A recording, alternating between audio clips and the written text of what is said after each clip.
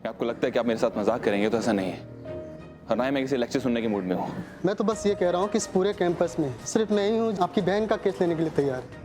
आप जानते हैं कि अब तक इतनी भारी रकम देने के बाद भी आपकी बहन का केस कोई क्यों नहीं ले रहा है? राघव सूर्यवंशी, या तो उन्होंने सबको खरीद लिया है या फिर उन्होंने ऐसा करने के लिए सबको धमकाया है। क्या बोल रहे हैं? ऐसा नहीं हो सकता। ऐसा ही है। आज जब आप तलाक के कागज मेरे सामने लेके आए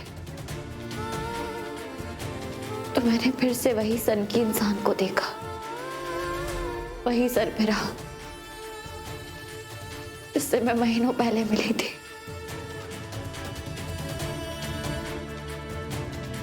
और मैं दोबारा उस समय से नहीं गुजरना चाहती।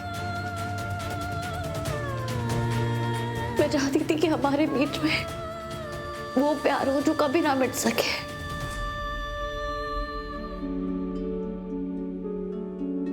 इसलिए मैं अभी भी यही मानती हूँ कि आपने मुझे जो कुछ भी कहा वो आपने दिल से नहीं कहा। ना उम्मीदों के इस पल में भी मेरे अंदर ये एक उम्मीद है कि आप मुझे गलत नहीं समझ रहे और आपके मन में मेरे लिए कोई नफरत नहीं बल्कि सिर्फ सच्चा प्यार है। देखो तो इसे, ये उस पति के लिए आंसू बहा रही है जो पति इसे जूते की नोक पर रखता है।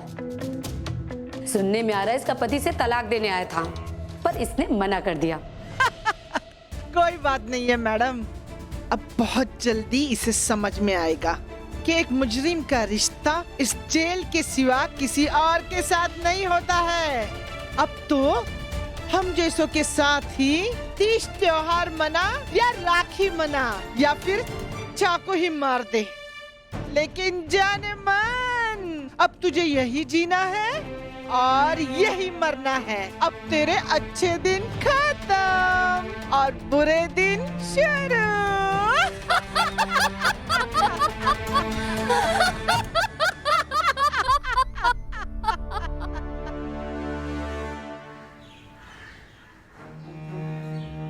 मिस्टर मनीष, मैंने आपको पैसे इसलिए नहीं दिए थे ताकि मुझे वापस कर पाएं। ये मेरी बहन का केस लड़ने के लिए थे। आई एम सॉरी मिस्टर ध्रुव, मुझे नहीं पता था कि आपके बहन का केस लेने का मतलब है कि मुझे मेरे बार एसोसिएशन के सारे सीनियर लॉयर्स के अगेंस्ट जाना पड़ेगा। आई एम सॉरी, मैं समझा नहीं, क्या मतलब आपका? मेरा मतलब यही है कि मैं आपका केस नहीं ले सकता। I am sorry. लेकिन मिस्टर मनीष, अब मेरी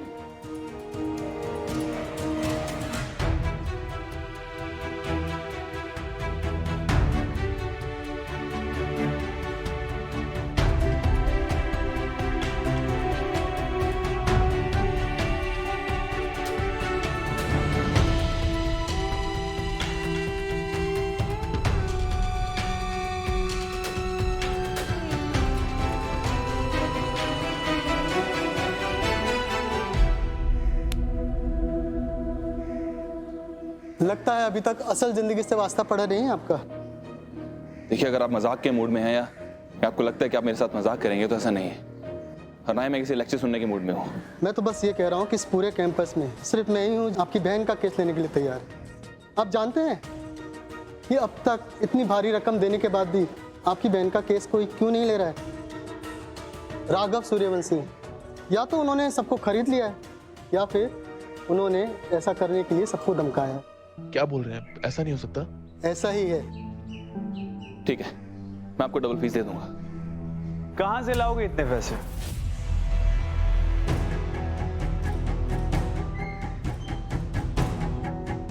ओह शिट, मैं भूल ही गया था। गलत काम करने में तो काफी अच्छा एक्सपीरियंस है तुम्हारा। रिश्वत लेने में तो माहिर हो तुम ध्रुव चौधरी। आपकी हिम्मत कैसी हुई सब बोलने की? अपने पैसे और रुतबे का इतना भी घमंड मत करिए कि सब कुछ बर्बाद हो जाए। राघव सूर्यवंशी, हाथ हटाओ अपना। नहीं हटाऊंगा। क्या कर लोगे? मैं भूल कैसे गया? तुम दोनों भाई बहन की तो आदत है दूसरों की जिंदगी बर्बाद करके बाद में उन्हें खोखलिया धमकी देने में तुम्हें मजा आता है ना। पहले दूसरों को चोट पहुंचाओ, बाद में विक्टिम पे खुद ही प्ले करो। अब तुम भी वही कर रहे हो। अपनी गंदी जुबान से मेरी दीदू का नाम मत लेना। उसकी जिंदगी में लगा हुआ सबसे बड़ा ग्रहण हो तुम।